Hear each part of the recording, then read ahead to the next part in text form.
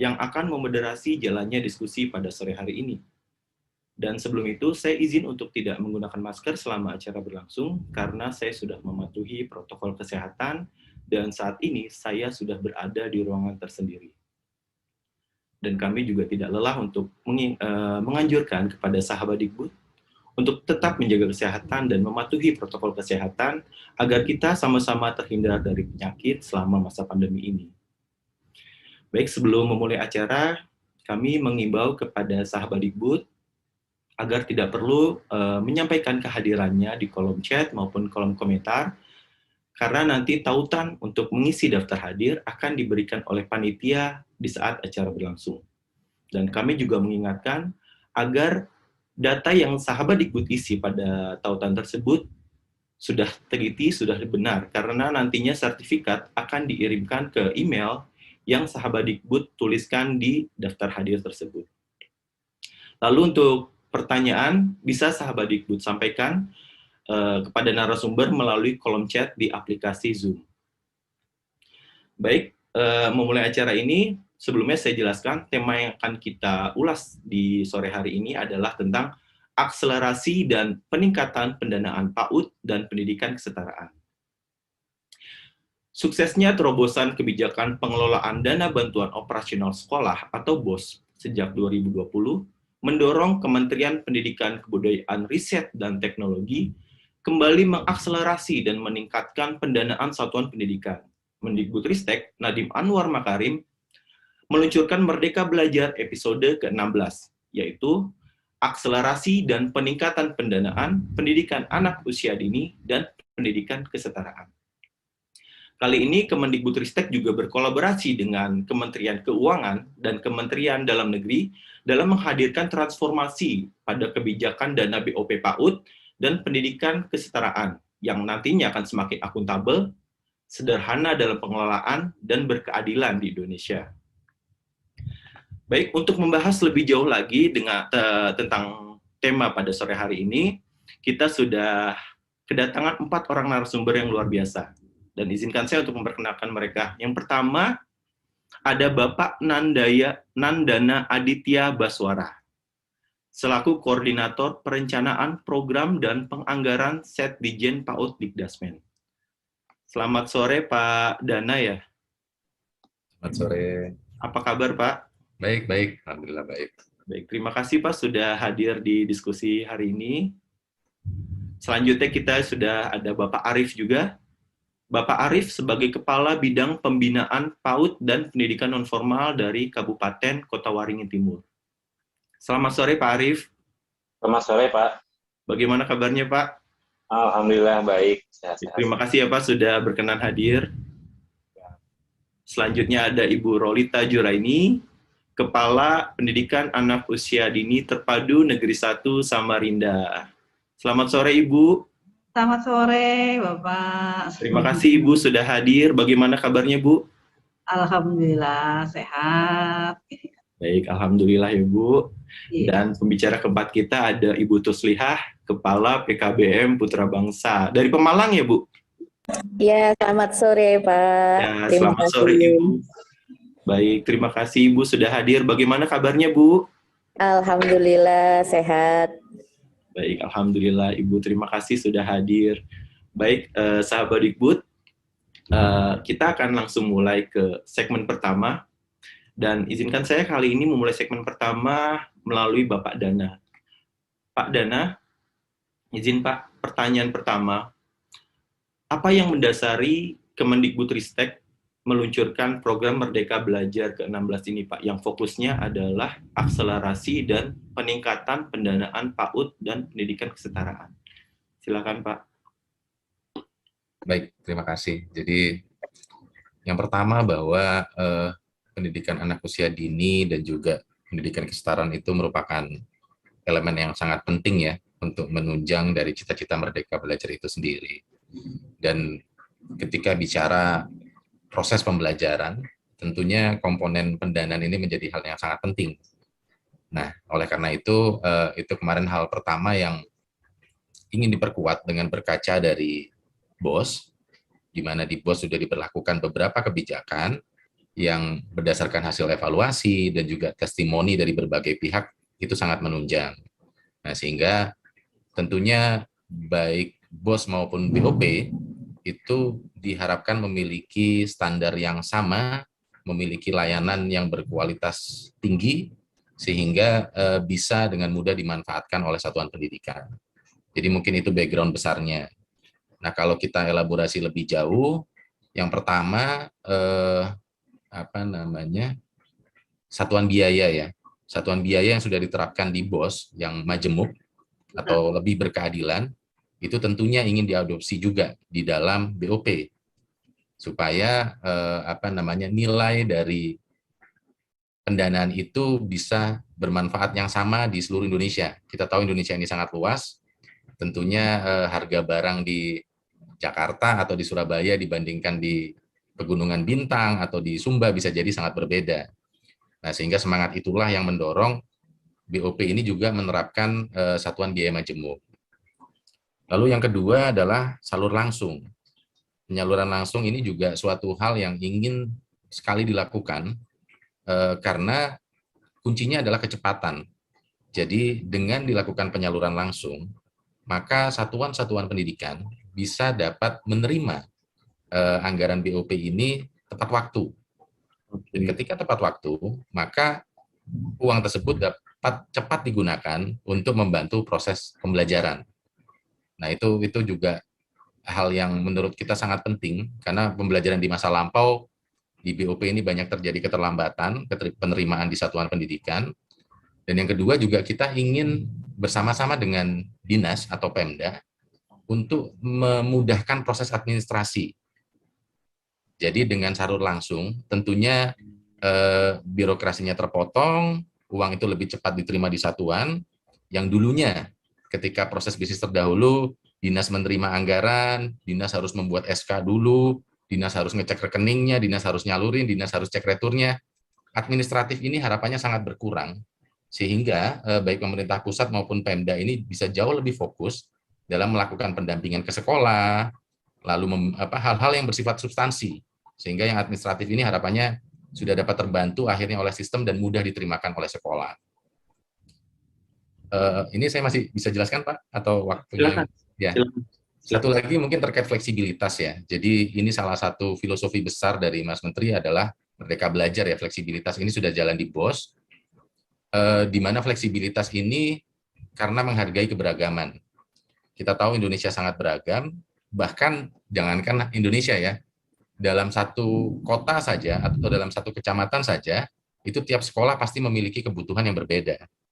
Nah, sehingga salah satu breakthrough atau terobosan dari Merdeka Belajar ini adalah fleksibilitas itu. Apa yang dimaksud fleksibilitas? Fleksibilitas itu adalah bagaimana sekolah atau satuan pendidikan bisa menggunakan anggaran sesuai dengan prioritas kebutuhannya. Itu kata kuncinya di situ, sesuai dengan prioritas kebutuhannya. Jadi tidak lagi diharuskan, aturannya itu tidak mengatur lagi bahwa ini harus sekian persen. Yang namanya beli laptop cuma boleh beli satu, speknya harus begini. Ini harus bagaimana, itu tidak lagi di kotak-kotak, namun kembali lagi pada prioritas kebutuhan dari masing-masing satuan pendidikan. Bisa jadi satuan pendidikan A itu memutuskan untuk menggunakan 30% budgetnya untuk membeli buku, karena dia sangat membutuhkan itu prioritasnya. Bisa jadi satuan pendidikan B itu bukunya sudah cukup, dia memutuskan justru porsi anggaran besarnya untuk peningkatan SDM. Jadi tidak lagi ada kotak-kotak benar dan salah, tapi lebih ke fleksibilitas ini diharapkan bisa memberikan prioritas, memenuhi prioritas yang ada di masing-masing satuan. Sehingga inovasi terjadi, kreativitas terjadi, dan proses pembelajaran diharapkan makin membaik. Mungkin itu sebagai satu background. Terima kasih.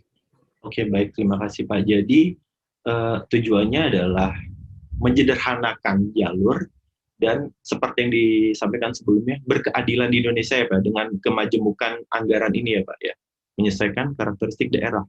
Seperti itu ya Pak. Oke, baik. Selanjutnya Pak, sejak kebijakan ini diterapkan, sudah adakah dampak positif yang muncul Pak, atau feedback yang muncul dari kebijakan ini Pak? Ya, jadi kebijakan ini memang baru berlaku di tahun ini. Jadi kalau kita bicara dampak, mungkin belum terlihat ya Pak. Oke, Tapi dari testimoni, dari apa ya, reaksi gitu ya, beberapa pihak yang kami komunikasikan menyambut sangat baik ya. Cuman kalau dari segi dampak, mungkin baru akan terlihat di semester depan atau mungkin di apa namanya di awal tahun depan. Mungkin bukan dampak ya, output yang paling terlihat adalah penyaluran ya. oke, Itu yang mungkin akan paling cepat terlihat karena saat ini kita sedang proses merekomendasikan penyaluran melalui Kementerian Keuangan dan harapannya di bulan Maret ini sudah diterimakan oleh satuan pendidikan. Di mana kalau zaman sebelumnya, zaman dulu sebelum penyaluran langsung, itu April itu diterima paling cepat oleh dinas, belum oleh sekolah, bisa jadi masih sebulan lagi, 2 bulan lagi, variasinya sangat tinggi. Mungkin itu dampak atau output yang paling terlihat saat ini. Tapi tentang bagaimana fleksibilitinya, bagaimana dengan variasi unit cost yang berkeadilan, itu akan bisa kita lihat ke depan, meskipun sekarang antusiasmenya sudah sangat tinggi dari stakeholders. Mungkin oke. itu. Baik, terima kasih Pak Dana, luar biasa sekali ya Pak, terutama terkait dengan fleksibilitas dan efisiensi ya Pak ya. Semoga ini bisa membantu PAUD dan pendidikan kesetaraan ke depannya ya Pak. Terima kasih Pak Dana, luar biasa sekali. Selanjutnya kita beralih ke Bapak Arif. Bapak Arif mewakili Dinas Pendidikan Pak. Bagaimana Dinas Pendidikan merespon akselerasi dan penyaluran BOP PAUD ini Pak? Terutama dengan mekanisme penyaluran yang sekarang itu langsung ke rekening satuan pendidikan. Bagaimana respon Dinas Pendidikan, Pak? Terima kasih, moderator. Kami dari Dinas Pendidikan Kabupaten Kota Waringin Timur di Kalimantan Tengah menyambut baik sekali penyaluran langsung oleh Kementerian Keuangan yang tidak melewati dinas. Karena selama ini memang betul apa yang disampaikan oleh Bapak dari Kemdikbud tadi, penyaluran memang agak lambat. Karena kelihatannya Dinas Pendidikan tidak bisa sendiri juga, mesti melibatkan badan atau dinas yang membawahi keuangan.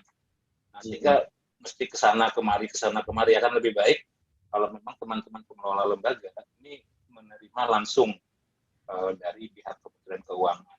Karena 6 bulan yang lalu saya juga masih sebagai kepala SKD Pak Operator, sehingga merasakan sekali apa yang dirasakan oleh teman-teman pimpinan lembaga. Nah, kalau kami di Dinas Pendidikan Kabupaten Kota Waringin Timur mendengar kabar ini kemarin, kami segera menghubungi pihak Bank Kalteng namanya, bank daerah, untuk memfasilitasi kawan-kawan pengelola PAUD dan pengelola pendidikan masyarakat untuk membicarakan masalah pembuatan rekening. Nah, di rekening kami sudah siap dan sudah kita buatkan SK-nya juga, bahkan mulanya pihak bank mungkin agak gimana begitu kan, karena menurut mereka rekening tabungan itu mesti nama sesuai KTP atau sesuai akta notaris, nggak boleh KTP rekening itu didahului oleh nomor-nomor. Tetapi kemudian kami mendapat solusi, dibuatkan rekening giro atas nama lembaga pendidikan yang memang akhirnya boleh menggunakan angka-angka di depan, numerik di depan nama pengguna akun bank. Jadi itu yang sudah kita laksanakan di Kabupaten Kota Waringin Timur. Jadi insya Allah teman-teman di lembaga itu sudah siap untuk penyaluran BOP secara langsung, baik di pendidikan anak usia dini maupun di pendidikan kesetaraan. Kira itu Pak yang sudah kami lakukan sementara ini. Jadi kami menyambut gembira sekali, bahkan luar biasa langkah Merdeka Belajar yang akselerasi dan peningkatan pendanaan PAUD dan pendidikan kesetaraan ini memang cukup bagus untuk lembaga, mengingat di tahap pertama kemarin saya masih menjadi kepala SKB dan masih menerima BOP itu bulan Desember baru cairnya. Sehingga kami juga kesulitan untuk membuat pertanggungjawaban dan sebagainya, hingga akhirnya molor-molor. Nah, saya bercita-cita memang setelah saya ikut di Dinas Pendidikan, saya kepingin ini bisa lebih mudah dan ini dijawab oleh Kemdikbud melalui akselerasi. Saya kira demikian Pak, sementara yang bisa saya sampaikan. Terima kasih. Baik, terima kasih Bapak Arief, luar biasa. Jadi dengan adanya kebijakan ini, kita bisa saling membantu dan nantinya akan terbantu ya Pak ke depannya dengan lebih mudah dan lebih efisien dalam penyaluran ya Pak. Siap, betul, betul. Iya, baik. Pak, lalu bagaimana juga Pak respon daerah terkait nantinya kan akan ada variasi atau perbedaan menyesuaikan dengan karakteristik daerah. Bagaimana Dinas Pendidikan merespon hal tersebut, Pak? Tentang hal itu saya bahkan berkeinginan begini. Kelihatannya kalau variasi jumlah itu per kabupaten, jadi lain kabupaten beda. Bahkan saya kepengennya bahkan lebih, karena memang di Kabupaten Kota Waringin Timur di Kalimantan Tengah ini antara satu kecamatan dan kecamatan lain itu pun indeks kemahalan itu berbeda. Maka saya kepingin kalau memang pihak Kemdikbud mau sedikit ruwet begitu, kenapa tidak indeksnya itu dibikin per kecamatan saja Pak? Sehingga kalau misalnya lembaga yang ada di perkotaan tentu dapat, kebetulan ke indeks, kebetulan angka punya kami 600.000 untuk PAUD, jadi standar. Itu kalau memang yang mereka yang di pedalaman Pak, itu uang segitu itu mungkin agak, artinya kalau kita belikan indeks kemahalannya beda gitu Pak. Iya, betul. Jadi kalau memang memungkinkan indeks kemahalan atau variasinya ini dibikin per kecamatan sehingga tidak per kabupaten, karena kondisi di kabupaten itu sendiri antara satu kecamatan dengan kecamatan lain itu berbeda. Itu kalau boleh Pak. Oke, baik, terima kasih luar biasa dari jawab dari Pak Arief. Ini Pak Dana sudah ada masukan ini dari Bapak Arief ternyata Pak. Menarik sekali. Bisa diakomodir ya Pak. Iya, ini menarik sekali Pak. Ini apa? Sebenarnya itu sangat ideal ya dan sangat visioner menurut saya. Yaitu itu mungkin suatu hal yang ya semoga ke depan bisa kita rumuskan ya. Mungkin bersama-sama nanti Pak Arief bisa kita ajak diskusi juga.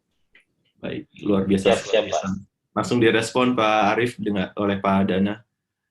Selanjutnya, sahabat Ribut, kita akan beranjak ke Ibu Rolita. Ibu Rolita, bagaimana? Ya. Oke, Ibu, bagaimana tanggapan Ibu terkait karena adanya penyesuaian dari karakteristik daerah nih Bu, kan nantinya akan ada peningkatan bantuan. Nah, bagaimana tanggapan Ibu terkait hal tersebut, Bu? Iya, baik, terima kasih Bapak. Sebelumnya saya ucapkan terima kasih dan apresiasi ya dengan kebijakan akselerasi ini. Ini mencerminkan kalau sila kelima keadilan sosial bagi seluruh rakyat Indonesia ya ini ya kalau nggak salah. Kenapa? Dengan kriteria atau melihat daerah-daerah, kebetulan saya di Kalimantan Timur mempunyai ada wilayah 3T. Jadi dengan kebijakan ini selain mempermudah seperti Pak Wardana dan Pak Arief tadi jelaskan, sangat membantu sekali karena biaya kebutuhan atau operasional setiap daerah itu berbeda-beda. Contohnya ya saya juga terima kasih kepada Kementerian Pendidikan Kebudayaan, Riset dan Teknologi, khususnya daerah Hulu itu saya melihat 60% jadi ininya peningkatannya. Alhamdulillah sekali karena teman-teman di sana memang membutuhkan sekali untuk operasional sekolah mereka dan transport untuk menuju ke lokasi saja kita itu harus 2 kali menggunakan alat transportasi di darat dan sungai ya. Jadi dengan kebijakan-kebijakan ini membantu sekali teman-teman di lapangan dan dampaknya sangat mempermudah sekali. Kami tidak direpotkan dengan administrasi karena tugas kita ini utamanya adalah mengajar gitu loh. Jadi apalagi dengan ya keadaan sekolah atau lembaga itu berbeda-beda ya Bapak Ibu. Karena ya seperti saya di TK Negeri Pembinaan 1, alhamdulillah kami lengkap, administrasi ada, operator ada dan sebagainya. Kalau di daerah-daerah khusus 3T, kadang yaitu kepala sekolah, yaitu operator, yaitu juga guru untuk mengajar. Nah, dengan aplikasi atau kebijakan akselerasi ini sangat membantu sekali untuk teman-teman kita yang di daerah-daerah tertentu, walaupun saya di daerah provinsi juga alhamdulillah sama. Jadi permudahan-permudahan tidak seperti dulu kan kita harus mengajukan dulu RK, terus kita nanti dievaluasi dan sebagainya.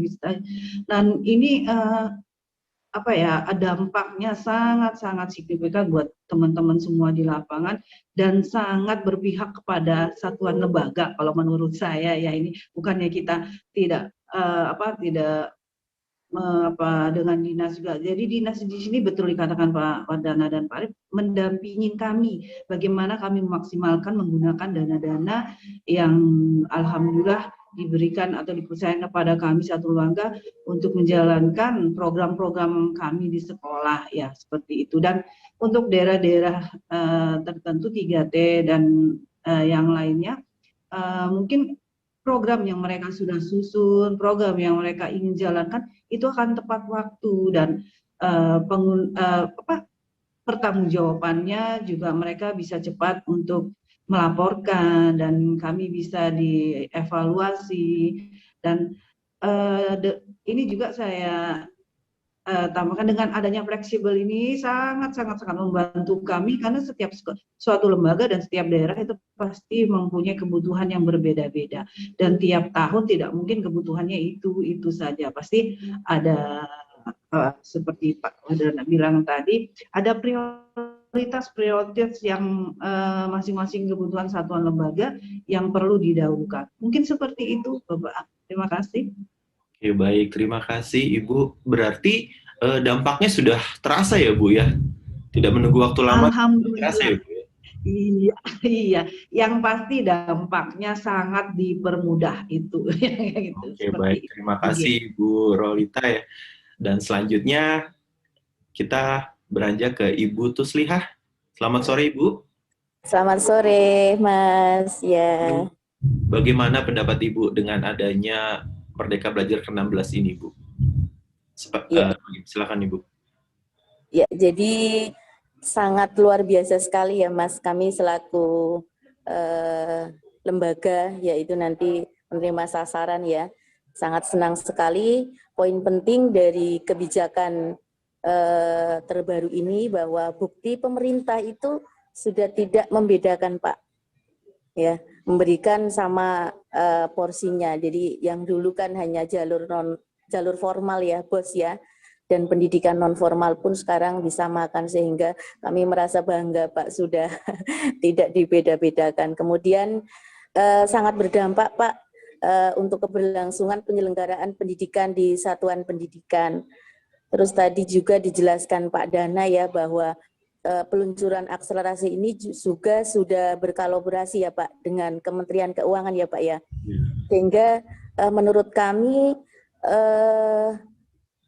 kebijakan tersebut itu nanti bisa akuntabel ya Pak, sederhana dalam pengelolaan dan berkeadilan betul di Indonesia, sehingga akan mempermudah dalam proses pelaporan. Jadi kami menyambut sangat senang sekali Pak dengan adanya program ini.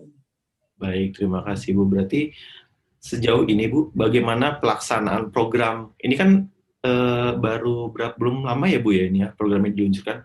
Tapi sejauh ini bagaimana program di tempat Ibu berjalan Bu?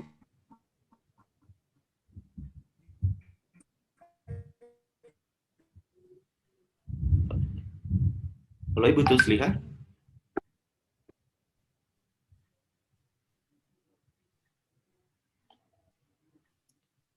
Oke, baik. Karena Ibu Tuslihah sepertinya sedikit mengalami gangguan. Oke, baik. Terima kasih kepada para narasumber atas segmen pertama yang luar biasa. Jawaban-jawabannya sangat menarik sekali. Terbukti baru diluncurkan Merdeka Belajar ke-16 ini ternyata sudah bisa berdampak. Mulai dari... Beda dengan yang mungkin Kalimantan atau sangat lama ya.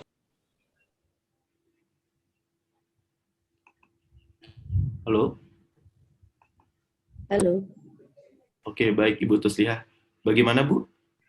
Ya, jadi menurut saya lebih efektif sekali ya Pak. Kita bisa dengan dana salur ini untuk memenuhi berbagai kegiatan di PKBM yang kayak tempat kami ya di PKBM maupun di PAUD itu lebih cepat. Kemudian pembiayaannya juga lebih fleksibel ya Pak, tadi dijelaskan oleh Pak Dana, sehingga kami bisa memposisikan mana-mana kebutuhan yang lebih banyak terbiayai dan tidak Gitu. Terima kasih, Mas. Oke, baik. Terima kasih, Ibu. Baik, sahabat Dikbud, luar biasa diskusi kita di segmen pertama ini dengan keempat narasumber yang sangat luar biasa. Jawaban-jawaban mereka terkait Merdeka Belajar ke-16 ini bisa memberikan kita gambaran gitu. Dan selanjutnya, sebelum kita beranjak ke segmen 2, mari kita simak video berikut ini.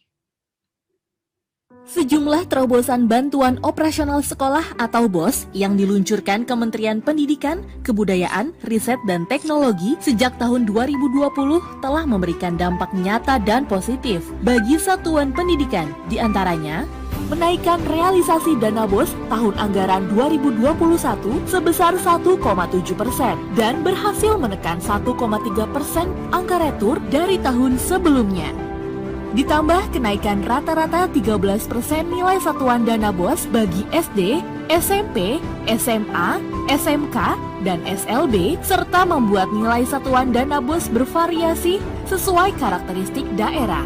Penyaluran BOS langsung ke rekening sekolah telah berhasil mengurangi keterlambatan sebesar 32%. Berdasarkan survei tahun 2021, 86,5% responden sekolah menilai kebijakan transfer langsung BOS ke rekening sekolah memudahkan. 59,4% responden menilai transfer dana BOS ke rekening sekolah setiap bulannya tepat waktu. 67,4% tidak menemui kendala pada proses pencairan. 99,2% tidak ada pemotongan saat menerima dana BOS di luar biaya administratif. Dan 84,1% responden menilai positif terhadap kebijakan satuan dana yang variatif sesuai karakteristik daerah.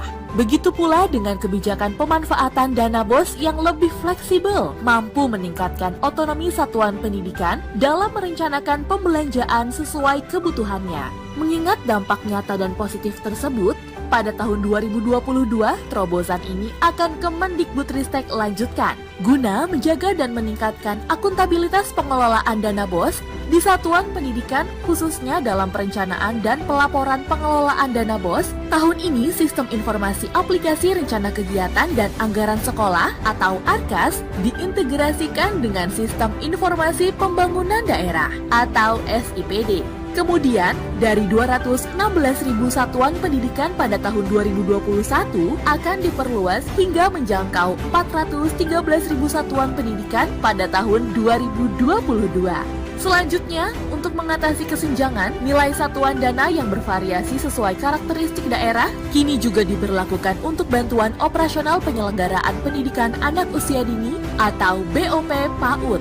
Penyaluran langsung dan fleksibilitas penggunaan dana kini juga berlaku untuk BOP PAUD dan BOP Kesetaraan. Terobosan ini merupakan upaya untuk mewujudkan akselerasi dan peningkatan pendanaan pendidikan demi terwujudnya cita-cita merdeka belajar, pendidikan berkualitas bagi seluruh rakyat Indonesia.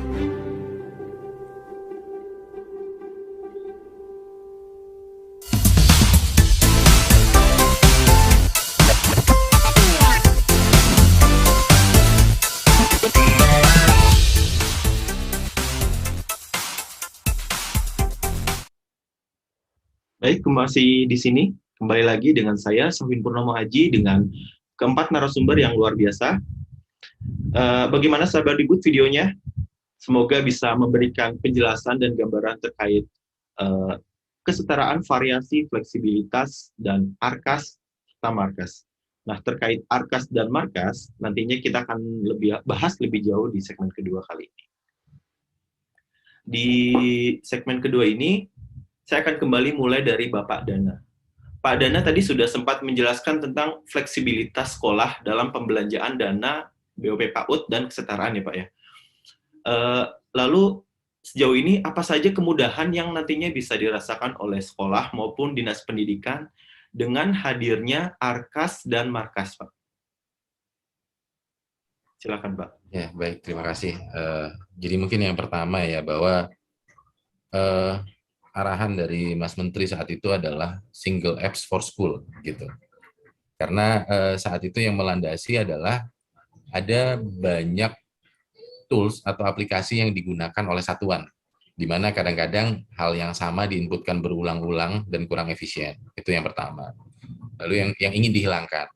Lalu yang kedua juga kadang-kadang Pemda juga mengalami kesulitan karena apa yang dikerjakan oleh satuan itu nanti di Pemda diinput ulang, jadi belum terintegrasi. Nah, salah satu nilai yang ingin dibuat dengan Arkas Markas ini yang pertama ada satu-satunya tools yang digunakan oleh satuan pendidikan untuk urusan perencanaan, penatausahaan atau pelaksanaan, dan pelaporan dari dana bantuan operasional ini, baik BOS maupun BOP. Di mana nanti tools ini akan terintegrasi dengan SIPD yang ada di Kemdagri, dan juga dengan markas yang ada di dinas. Tentunya hal ini selain memudahkan sekolah untuk melakukan proses administrasi, yang kedua memudahkan dinas untuk melakukan kontrol, dan juga untuk melakukan pembinaan, dan yang ketiga juga pelaporannya. Jadi semuanya sudah terlinkis dengan keuangan daerah. Itu mungkin salah satu hal besar yang akan nanti ada di dalam Arkas dan Markas ini. Lalu yang berikutnya, mungkin elaborasi lebih jauh adalah Arkas ini nanti akan terkoneksi dengan berbagai sistem yang ada di Kemdikbud sendiri. Misalnya kita mengetahui ada platform untuk pembelanjaan barang jasa yaitu Siplah. Nah, Siplah ini juga nanti akan terkolaborasi. Jadi nanti kalau satuan itu belanja lewat Siplah, nggak perlu ngetik ulang, otomatis terinsert di dalamnya. Lalu nanti akan ada platform rapor pendidikan, di mana platform rapor pendidikan ini akan meng-capture kondisi dari masing-masing satuan. Ibaratnya medical check-up-nya gitulah, Pak. Jadi nanti kan sekolah itu akan ketahuan, oh sekolah ini ternyata sehat, sekolah ini ternyata ada asam urat. Nah, sehingga hasil profil itu nanti akan di-linkage rencananya ke depan terhadap rencananya sekolah. Jadi ketika sekolah mau melakukan perencanaan, sudah dapat info duluan nih, dapat heads up gitu, dapat kisi-kisi lah. Anda karena sakit ini, misalnya sakitnya asam urat nih, kalau kita sebagai di ilmu yang normal sayuran hijau sehat kan, ibaratnya anggaran itu kan bisa treatment, bisa tindakan gitu. Nah sehingga nanti di dalam tools ini akan terintegrasi sehingga udah dapat warning, Anda harusnya nggak mengkonsumsi ini, Anda harusnya menganggarkan untuk ini dan seterusnya. Jadi tentunya banyak sekali kelebihan yang nanti akan terjadi. Tapi perlu kami informasikan nih Pak. Jadi untuk Arkas ini memang untuk baru diberlakukan untuk BOS untuk saat ini gitu. BOP saat ini sedang dalam proses menempelkan untuk penyesuaian lah dengan konteks BOP. Rencananya akan diterapkan untuk BOP di tahun depan. Nah, sehingga untuk tahun ini BOP itu ada satu sistem yang sementara ini untuk substitusinya dulu yang dinamakan BOP Salur. Jadi kalau bisa dicek di bopsalur.kemdikbud.go.id. Tapi dalam waktu dekat tentunya harapan kita seluruh satuan pendidikan mulai dari jenjang PAUD, SD, SMP, SMA, SMK, PKBM, SKB, seterusnya semuanya akan menggunakan Arkas dan Markas. Ini masih dalam proses begitu. Mungkin itu. Terima kasih.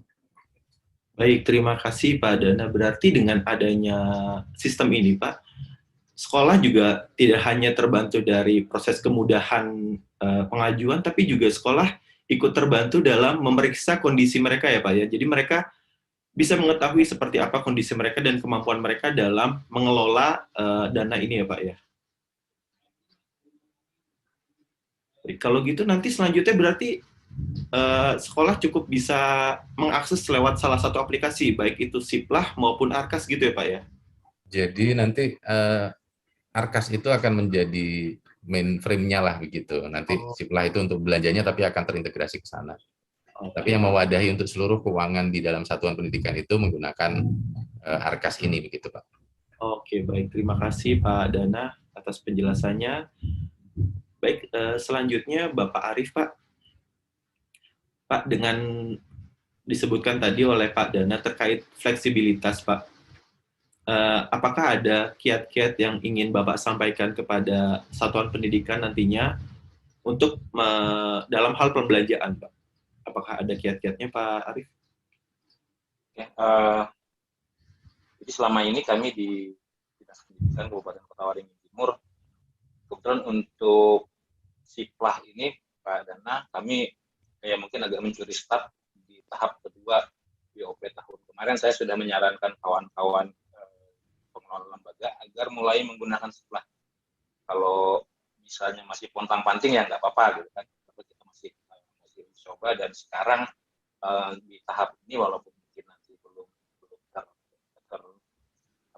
terintegrasi dengan markas, arkas dan sebagainya, kami tetap akan menghimbau kembali kepada teman-teman lembaga baik PAUD maupun pendidikan masyarakat di kesetaraan untuk PKBM dan SKB untuk tetap menggunakan belanja di Siplah sehingga kita nanti tidak kaget-kaget kalau memang sudah diwajibkan menggunakan Siplah itu. Kemudian untuk arkas dan markas ini Pak, mudah-mudahan kalau bisa sih di tahap kedua penyaluran BOP nanti mudah-mudahan sudah kita bisa akses Pak untuk arkas dan markas sehingga kami bisa trial dulu Pak satu periode lah, satu tahap lah paling tidak untuk tahap kedua tahun ini nanti kita bisa trial dulu sehingga di tahun depan itu kita sudah benar-benar siap untuk menggunakan arkas dan markas. Kemudian untuk manajemen aplikasi rencana kerja anggaran sekolah ini Pak, mohon nanti kami dari Dinas Pendidikan juga untuk operator diadakan kegiatan-kegiatan pendampingan sehingga nanti kami di daerah tidak mengalami kesulitan. Dan kemudian untuk Siplah ini mulai tahap kedua kemarin kami juga mengundang teman-teman UMKM yang ada di daerah untuk hadir di Siplah. Kami juga kepengen dana BOP ini bermanfaat bagi kawan-kawan di daerah. Kita semua memahami bahwa pada saat pandemi seperti ini kebanyakan dana-dana yang ada itu tersedot untuk mengatasi pandemi. Sehingga kita berharap BOP ini nanti juga selain bermanfaat untuk sekolah, juga bermanfaat untuk teman-teman UMKM yang ada di daerah. Saya kira demikian yang bisa kiat-kiat yang telah kami laksanakan. Baik, terima kasih Pak Arief untuk komentarnya. Dan semoga ya Pak ya terwujud harapannya agar arkas ini cakupannya meluas ya. Begitu Pak Dana dari Bapak Arief tadi harapannya. Semoga sudah bisa dimulai tahun depan, bahkan kalau bisa secepatnya Pak ya, agar dari PAUD dan pendidikan kesetaraan juga bisa menikmati. Baik, terima kasih Bapak Arief untuk penjelasannya Pak. Selanjutnya kita beranjak ke Ibu Rolita. Iya. Selamat sore Ibu. Sore. Ibu, terkait pembelanjaan yang kini lebih fleksibel, bagaimana strategi Ibu dalam memaksimalkan hal tersebut? Silakan Ibu. Oke, terima kasih. Ya, dengan fleksibel ini itu tadi kita bisa memprioritaskan mana yang lebih utama ya kan. Dan kalau dulu kan ada persen-persenan itu agak bagaimana ruang gerak kita, sedangkan setiap tahun kebutuhan berbeda-beda. Jadi saya sih biasanya untuk ini pribadi, maksudnya di TK Negeri 1 saya mengutamakan di tahap awal itu biasanya kami itu pasti untuk penggunaan anak-anak. Jadi untuk bahan yang habis pakai yang dipakai untuk mereka belajar itu pasti saya utamakan dulu di tahap pertama, karena biasa tahap pertama itu kan tahun ajaran baru, berarti kan anak-anak kami memang memerlukan. Nah, biasanya untuk di tahap kedua itu baru kami untuk misalnya perbaikan sarana dan sebagainya, itu seperti itu. Jadi dengan fleksibel ini sangat sangat memang membantu kami di satuan lembaga untuk menjalankan program-program sekolah. Dan dengan adanya fleksibel ini, mohon maaf juga karena untuk belajar itu kan kita perlu anak-anak kenyamanan, sarana prasarana jadi belajarnya aman, nyaman, menyenangkan. Jadi misalnya ada kerusakan yang ringan yang perlu kita tanpa harus menggunakan dana besar, jadi masih kerusakan kita bisa mengalokasikannya seperti itu.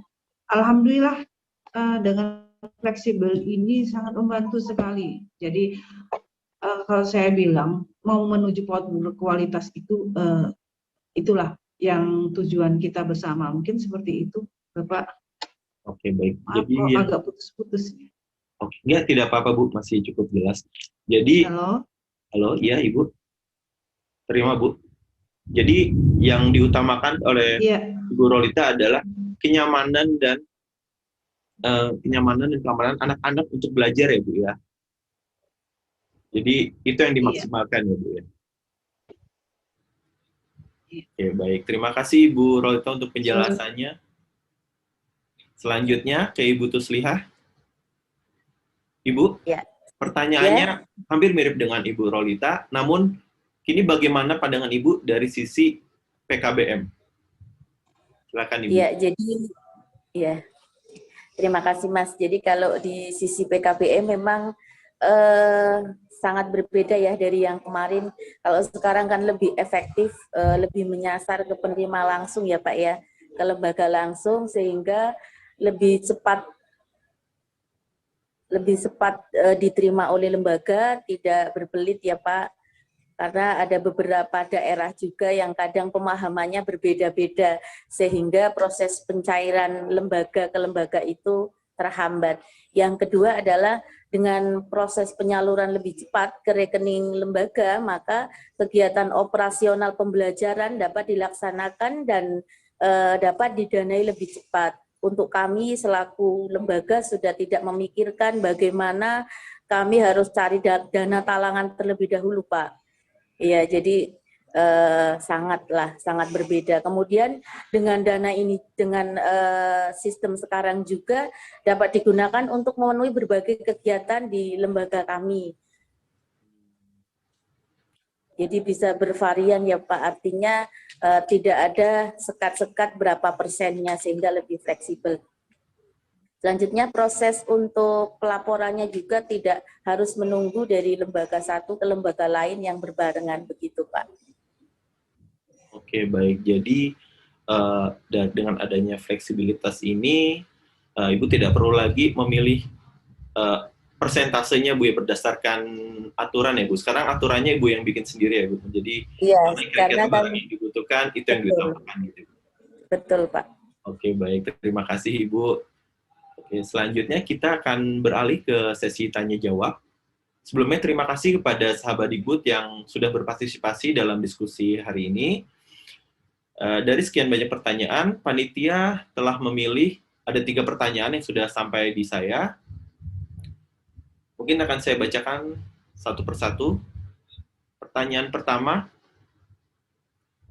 dari Norliati Alifah. Pertanyaannya ditujukan ke Bapak Dana.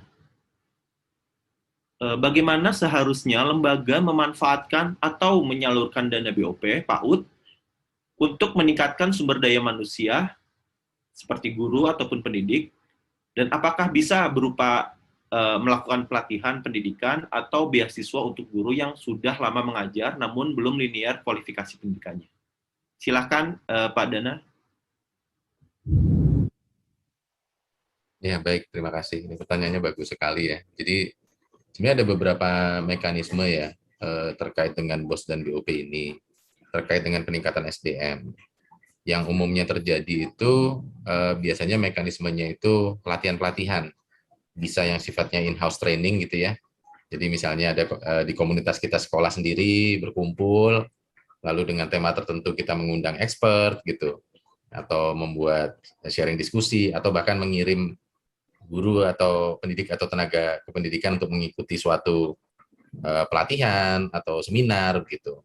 Itu mungkin hal-hal yang selama ini sering terjadi untuk meningkatkan kompetensi pedagogik dari profesionalisme lah dari pendidik dan tenaga kependidikan. Namun kalau untuk beasiswa ya, setahu saya ini memang bukan peruntukannya sebenarnya, karena ini kan sifatnya kan operasional tahunan ya. Jadi kalau kita kan saya rasa di berbagai, tidak hanya di sekolah ya, di berbagai perusahaan pun pasti ada refreshment gitu ya. Ada ilmu yang mungkin pengajaran perlu di-refresh lagi, diikutin training, manggil motivator, itu sangat mungkin berbagai hal itu dilakukan. Tapi kalau untuk peningkatan kualifikasi dari gurunya itu sendiri gitu ya, itu tidak memungkinkan kalau menggunakan dana BOP ini. Jadi lebih yang untuk sifatnya pengembangan profesionalisme melalui jalur-jalur yang saya sebutkan tadi. Mungkin itu. Oke, baik. Berarti lebih ke pelatihan yang jangka pendek ya Pak ya. Kalau sekolah kan itu lumayan ya bertahun-tahun ya, dan itu lebih baik pengajuan beasiswa gitu ya Pak ya. Betul, itu mungkin sebaiknya bisa dari Pemda atau bisa dari sumber-sumber yang lain ya. Karena itu kan sifatnya lebih personal juga lah gitu. Kalau pakai dana sekolah, nanti bisa terbengkalai yang lainnya mungkin gitu. Oke, baik. Terima kasih Pak. Berarti benar-benar luar biasa fleksibilitasnya ya Pak ya. Bahkan guru sekarang juga bisa mendapatkan pelatihan melalui Dana ini. Terima kasih penjelasannya Pak Dana. Selanjutnya ada pertanyaan kedua dari Desi dari Kaltara. Pertanyaan ini mungkin bisa dijawab oleh baik Pak Arief maupun Pak Dana. Pertanyaannya adalah, apakah dengan adanya platform Arkas dan Markas ini bisa mengurangi indikasi kecurangan BOS di sekolah? Dan apa tindakan dinas apabila terdapat pelanggaran tersebut? Baik, silakan Pak Arief atau Pak Dana dulu mungkin. Baik, Pak Arief dulu, silakan Pak. Kayaknya untuk penyaluran langsung memang kami dari dinas hanya melakukan pendampingan saja ya. Jadi barangkali kalau punishment-nya mungkin lebih pas ke Pak Dana ini pertanyaannya. Jadi kalau kami hanya bisa melakukan pendampingan, mungkin agak berbeda dengan sebelumnya yang lewat dinas kita bisa sedikit ngancem-ngancem gitu. Tetapi kalau saat ini mungkin kita sebatas pembinaan. Tapi kita akan meminimalisir hal-hal yang seperti itu dengan melakukan pendampingan. Saya kira Pak Dana yang bisa menjawab ini dengan tuntas. Oke, baik, terima kasih Pak Arief penjelasannya. Kemudian Pak Dana mungkin bisa menambahkan Pak. Ya baik, mungkin saya izin menambahkan tadi dari Bu Desi ya pertanyaannya ya, atau Mbak Desi lah gitu ya. Jadi dengan menggunakan Arkas, ini Arkas itu kan aplikasi untuk rencana kegiatan dan anggaran sekolah ya, itu nanti akan satu set dengan Markas, manajemennya yang ada di dinas. Nah, dengan menggunakan ini, bukan serta-merta menghentikan ya, tapi ini akan membuat kontrol dari dinas lebih mudah, karena semuanya sudah menggunakan aplikasi. Nah, secara prosedural, rencana satuan pendidikan atau sekolah yang disusun melalui Arkas itu referensi harga, kan setiap daerah itu biasanya punya standar harga sendiri-sendiri ya, beberapa SSH lah istilahnya, beberapa standar harga, standar item dan segala macam, termasuk kode rekening yang ada di Dagri, itu semuanya sudah masuk di sana. Berarti itu adalah satu langkah meminimalisir kesalahan, karena kita tahu tadi Indonesia luas, kapasitas SDM dari tiap satuan beda-beda, mungkin ada yang expert, ada yang tidak. Bisa jadi nggak biasa, salah ketik, harusnya berapa jadi berapa. Bisa jadi yang, nah itu akan diminimalisir dengan sistem ini. Karena dia sudah punya standar harga yang ditetapkan oleh masing-masing Pemda. Termasuk berbagai kode referensi. Itu satu. Lalu yang kedua, setelah sekolah itu menyusun Arkas, tentunya untuk bisa berlanjut, itu harus diberikan review atau approval dari dinas. Bayangkan misalnya Pak Arief misalnya di sana satuan PAUD sama kesetaraannya ada, anggaplah misalnya 600 gitu atau 700 gitu. Kalau tidak dibantu dengan tools ini Pak, pile of papers setumpuk itu pasti akan sulit sekali. Nah, Arkas ini akan membantu dinas melalui markasnya untuk bisa memudahkan melakukan review. Ada analytical tools-nya, ngelihat per jenis belanjanya gimana, apa yang paling besar dibelanjakan, sehingga ketika dinas melakukan approval atau pembimbingan yang disampaikan Pak Arief tadi, itu akan jauh lebih mudah. Dinas akan dengan cepat melihat, oh sekolah ini kok aneh ya pola belanjanya, kenapa kok justru ini yang mau dibeli, padahal sepertinya harusnya yang wajibnya dulu nih, kok malah yang nggak wajib nggak dibeli, seperti yang disampaikan Bu Rolita tadi. Jadi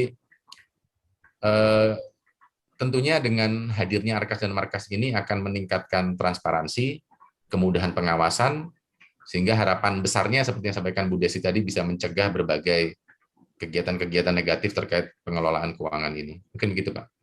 Baik, terima kasih Pak Dana. Semoga dengan adanya penyempurnaan ini dan akan terus berkembang, sehingga insya Allah nanti kecurangan semakin terminimalisasi dan efisiensi akan segera terwujud ya Pak ya, dan akan terus mendorong pembangunan pendidikan di Indonesia. Selanjutnya ada pertanyaan terakhir. Ini untuk Ibu Rolita dan Ibu Tuslihah. dari Avan Cahya Diputra. Pertanyaannya, selain efektivitas, sejauh mana transparansi penggunaan dana ini di tingkat sekolah? Apakah hanya sebatas kepala sekolah dan wakil sekolah saja yang tahu, Bu? Silakan Ibu Rolita mungkin. Iya, terima kasih. Iya. Kalau ininya kita kan, apalagi kami negeri ya, mohon maaf. Jadi bukan hanya wakil, ini seluruh guru pun tahu dan komite di sekolahan. Ini saya buka semuanya. Jadi mereka juga tahu, mereka juga bisa berperan. Dinas, terutama dinas, karena mereka akan mengevaluasi, ya kan. Kebetulan mohon maaf, TK Negeri Pembina ini saya mewakili diri saya. Saya mendapat kebetulan sekolah penggerak, dapat BOP kinerja, dapat BOP ABK, jadi dapat BOP reguler. Jadi supaya tidak tumpang tindih juga kami mendapat pendampingan dari dinas. Jadi apa ya? Dan itu reguler penggunaannya kan sudah jelas sesuai juknis, hanya fleksibel itu di persen penggunaannya. Nah, makanya saya menekankan banyak untuk anak-anak. Sedangkan untuk kinerja berarti kan meningkatkan kompetensi guru dan sebagainya. Di situ saya mengefektivitasnya, jadi saya bisa menempatkan untuk penggunaan sesuai juknis. Dan ABK juga diperlukan untuk, karena kebetulan kami inklusi, jadi kebutuhan anak-anak ABK. Jadi tidak hanya kepala sekolah dan wakil, tapi semua, malahan operator saya yang lebih tahu gitu loh ya kan, karena kan saya juga melibatkan untuk pembelajaran, tidak mungkin semua saya kerjakan sendiri. Namanya kita suatu lembaga, keberhasilan itu didukung dari warga yang ada di lingkungan TK Pembinaan 1, juga dinas, karena kami di bawah dinas pendidikan. Nah, kami melibatkan juga orang tua, karena mereka adalah masyarakat yang akan menginformasikan. Jadi transparan kan semuanya, menginformasikan bagaimana pelaksanaan di TK Pembinaan 1. Mungkin seperti itu ya, Bapak. Baik, terima kasih Ibu Rolita. Selanjutnya Ibu Tusliha, silakan Ibu. Ya, terima kasih Mas. Kalau di tempat kami, di lembaga kami memang sudah cukup transparan ya Pak dari dulu. Jadi kami tidak pernah membatasi untuk umum, siswa, wali murid maupun dewan guru lainnya, itu kami transparan semua Pak. Karena prosesnya sebelum kami membuat untuk rancangan anggaran belanja, itu kami rapatkan terlebih dahulu, sehingga pos-pos mana, divisi mana yang kira-kira bisa diakomodir di rencana anggaran belanja tersebut, itu bisa masuk dalam pos itu Pak sih. Jadi di lembaga kami sudah transparan, baik semua guru maupun bendahara, sekretaris, kepala divisi maupun wali murid Pak. Baik, terima kasih Ibu. Semoga dengan adanya kebijakan ini akan semakin transparan ya Bu ya. Baik, terima kasih. Baik, sahabat Dikbud, kita sudah hampir tiba di penghujung acara dengan narasumber kita. Tapi sebelum itu, mari kita dengar pernyataan penutup dari keempat narasumber kita. Nah, kali ini izinkan saya untuk memulai dari Pak Arief. Bapak Arief, bagaimana harapan Bapak terkait pengembangan PAUD dan pendidikan non-formal ke depannya, Pak? Silakan, Pak. Oke, terima kasih, Mas Tahwin. Saya kepingin menyampaikan kepada Pak Dana, ada satu hal, Pak, yang membuat kami merasa agak berbeda dengan BOS. Di BOS itu ada, mereka bisa mengusulkan BOS daerah.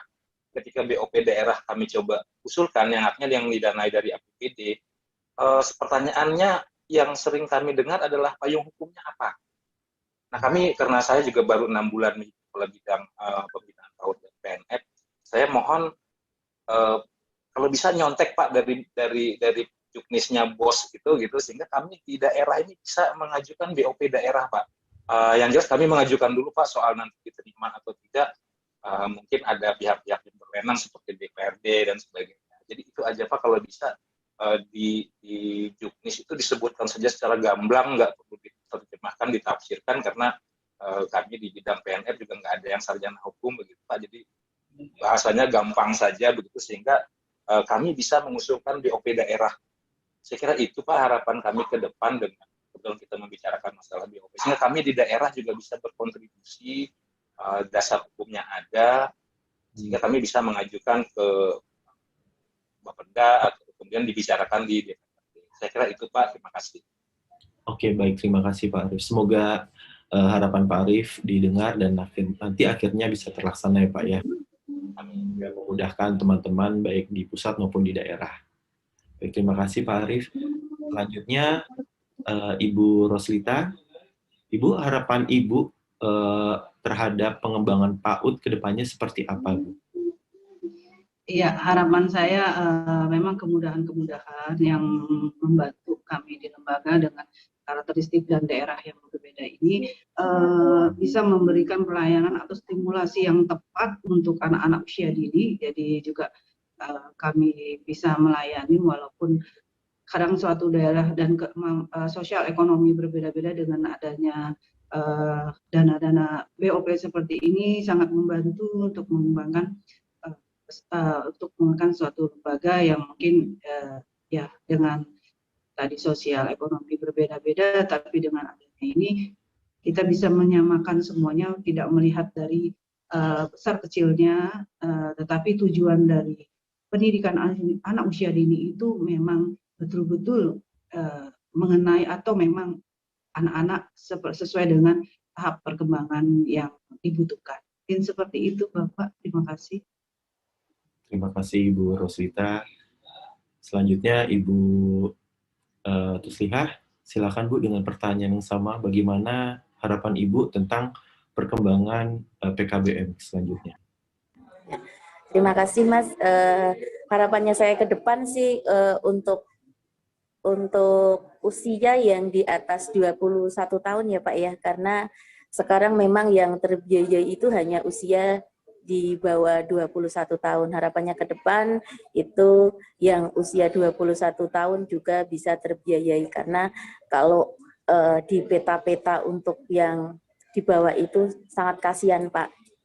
Gitu. Terus kemudian yang kedua itu, harapan kedua kami ingin adanya kepedulian pemerintah tentang bantuan SAPRAS juga Pak, supaya PKBM juga sama seperti sekolah formal lainnya. Gitu Pak.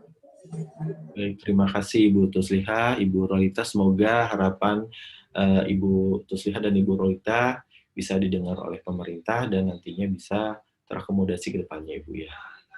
Nah, terakhir Bapak Dana, bagaimana Pak harapan Pak Dana?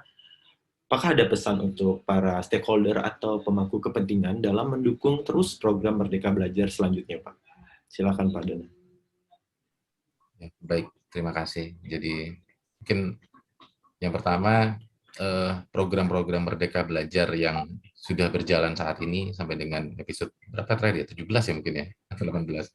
Itu banyak sekali yang memberikan terobosan, dan ketika program itu lahirnya itu pasti karena ada suatu permasalahan yang akan diselesaikan begitu. Nah, sehingga tentunya ini perlu mendapatkan dukungan dari semua pihak. Dan saya tadi mungkin sekaligus menanggapi ya harapan-harapan dari Pak Arief, Bu Rolita, Bu Tuslihah. Jadi kalau menurut saya yang pertama itu adalah prinsipnya kita kolaborasi, Pak. Jadi tidak mungkin masalah pendidikan itu akan solve hanya oleh pemerintah pusat misalnya. Nggak mungkin. Pemda sendiri, nggak mungkin. Sekolah sendiri, nggak mungkin. Bahkan kita juga butuh komunitas, kita juga butuh, apa istilahnya, kalau di PAUD atau PKBM ini organisasi mitra, kita butuh masyarakat, banyak hal. Dan tadi kami juga tidak pernah lelah mengingatkan ke para Pemda bahwa mulai dari judul saja Pak Arief, judulnya ini kan bantuan operasional Pak, bukan biaya operasional. Maknanya adalah ketika bicara bantuan, itu memang tidak cukup, Pak. Kami di Dikbud punya beberapa kajian yang menyatakan bahwa butuhnya itu banyak, tapi kita memang secara kebutuhan fiskal, kemampuan fiskalnya hanya bisa membantu gitu. Kalau bicara dasar hukum, banyak sekali Pemda untuk bisa berkontribusi dengan misalnya terhadap undang-undangan kewenangan daerah, ini kan sudah menjadi urusan wajib. Tentunya itu sudah payung yang sangat kuat undang-undang.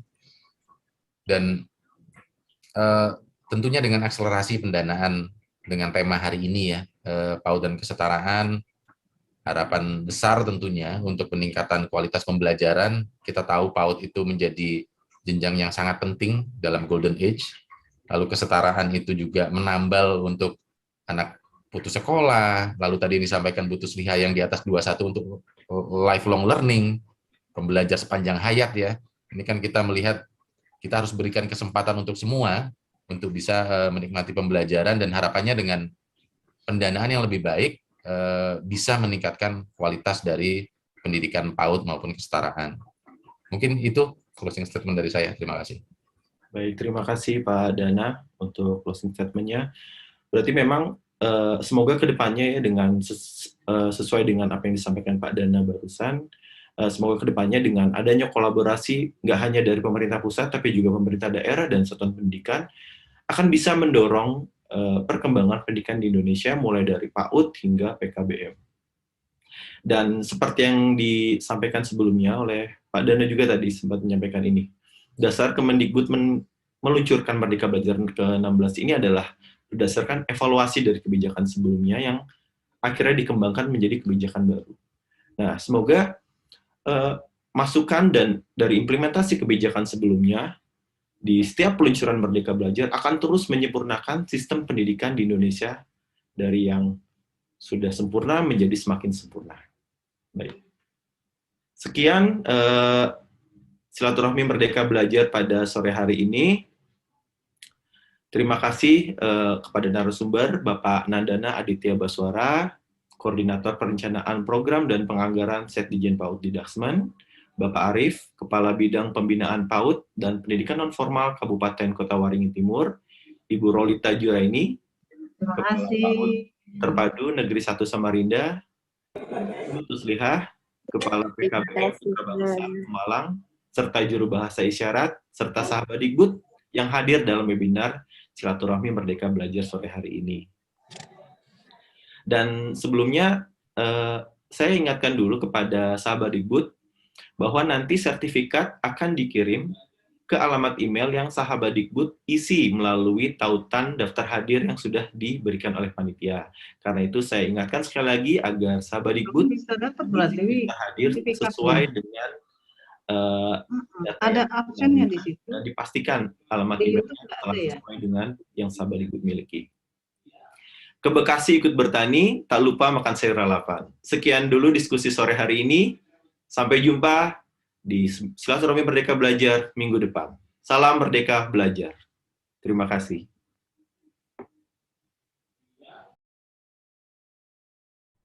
Untuk mewujudkan visi Indonesia maju yang berdaulat, mandiri, dan berkepribadian melalui terciptanya Pelajar Pancasila, Kementerian Pendidikan, Kebudayaan, Riset, dan Teknologi terus menghadirkan berbagai terobosan Merdeka Belajar. Merdeka Belajar yang diusung Kemendikbudristek memiliki tujuan untuk mencapai pendidikan berkualitas bagi seluruh rakyat Indonesia melalui transformasi pada 4 hal, yakni infrastruktur dan teknologi, kebijakan, prosedur dan pendanaan, kepemimpinan, masyarakat dan budaya, serta kurikulum, pedagogi, dan asesmen. Transformasi pendidikan Indonesia dimulai dari Merdeka Belajar episode pertama yang menghadirkan terobosan 4 pokok kebijakan agar paradigma dan cara lama dalam belajar dan mengajar dapat bertransformasi ke arah kemajuan. Episode kedua, Kampus Merdeka.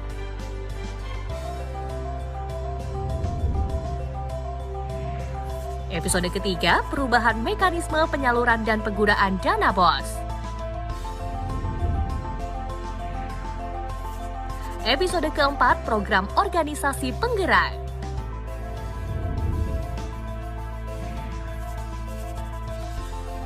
Episode kelima, program guru penggerak. Episode ke-6, transformasi dana pemerintah untuk pendidikan tinggi.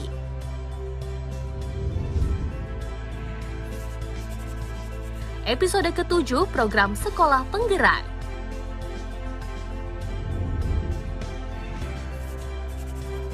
Episode ke-8, SMK Pusat Keunggulan.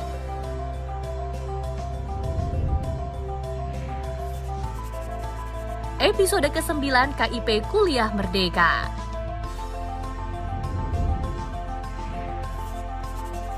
Episode ke-10, perluasan program beasiswa Lembaga Pengelola Dana Pendidikan. Episode ke-11, Kampus Merdeka Vokasi.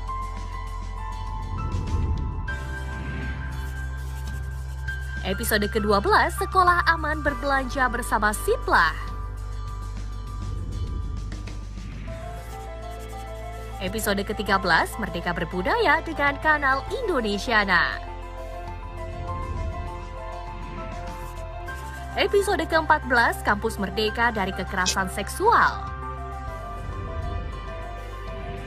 Episode ke-15, Kurikulum Merdeka dan Platform Merdeka Mengajar.